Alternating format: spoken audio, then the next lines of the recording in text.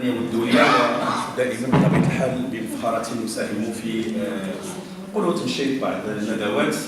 وأشكر في نفس المناسبة السي عبد الكامل دينيا الذي دائما متواجدا معنا في كلية الحقوق، وأيضا موجها لنا دعوة ولم أتوانى ولو لحظة لتلبية هذه الدعوة الكريمة. وأشكر صديقي العزيز الأستاذ فريد الباشا لقبوله بتنشيط موديراسيون هذا اللواء. كان بطبيعة أحيي الحضور الكريم، كان من المنتظر باش أنه يساهموا بعض الزملاء ولكن تعذر عليهم الحضور. ما أريد أن أقوله في هذا الصدد هو أنه ستكون فقط مساهمة متواضعة، ربما هو سيكون أكثر رد فعل لأنه قضية الصحراء دائما تعود في النقاشات. وإذا سمح لي الحضور لأنه أنا اشتغلت الصراحة على هذا الملف هذه بعض السنوات وركزت على الجوانب القانونية والمؤسساتية وحتى الجيوسياسية.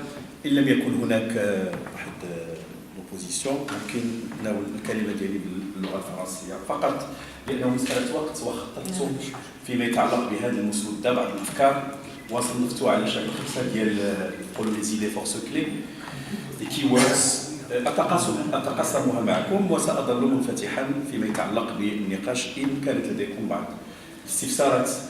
وقد أكون وأنا أتحمل ما أقول مستفزا بالمزدوجتين إن أنني سعيت إلى disons la provocation intellectuelle. Alors sans transition, comme vous le savez, donc je suis universitaire évidemment et notre rôle à chaque fois consiste à chercher parfois une espèce de théorisation et d'accompagnement intellectuel. Sidénia m'avait convié en insistant sur la dimension prospective, car en effet, il a dit au lieu de revenir un peu à l'état des lieux, ressasser, diagnostic, on le sait, plutôt il faut s'inscrire dans une démarche prospective et essayer de réfléchir, sinon cogiter, comme disait Descartes, cogiter sur quelques scénarios potentiels par rapport à l'évolution plausible de ce conflit qui a duré et qui est un peu, en guillemets, têtu. Il y a un entêtement remarquable et dure depuis plus de 43 ans. Ça veut dire que le problème n'est pas seulement conjoncturel, il est plus structurel et que des solutions possibles peuvent être imaginées. Ceci dit, ma contribution, modestement, consiste tout simplement à partager avec vous quelques points de réflexion, encore une fois.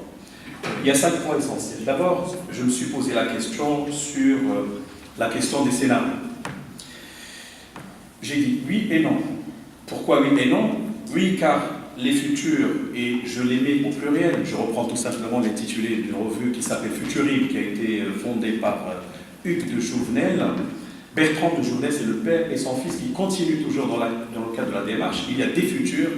Ça me rappelle aussi les contributions de quelqu'un qui nous a quittés il y a 2 années, qui a beaucoup contribué en termes prospectifs et que ces réflexions pourraient être exploitées pour le moment. Alors ici, la démarche, à mon avis, sera plus celle de l'anticipation. Il ne s'agit pas de la prévision au sens économique du terme, mais plutôt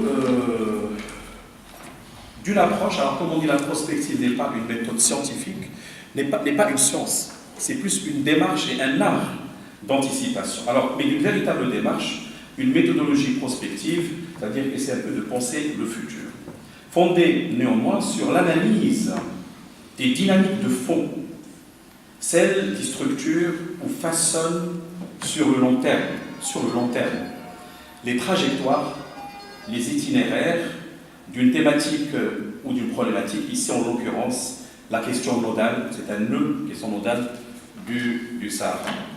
C'est vrai que nous avons écouté avec bonheur les propos rapportés par le président Sebdani, c'est-à-dire il y a quelques lueurs d'espoir qui accompagnent cette rencontre. Encore une fois, ce sont des rencontres